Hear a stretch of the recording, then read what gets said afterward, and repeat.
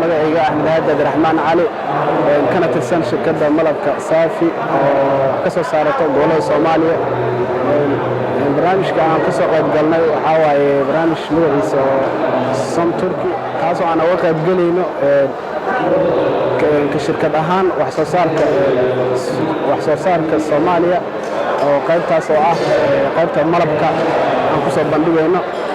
annagana waxaan uga qayb galaynaa qalab oo casri ah, mashiinno malab lagu soo saaro iyo maaragtay wax soo saar kale oo kala duwan sida sisinta oo aan soo saarno magaceeda saliidda some oil iyo saxba sooya.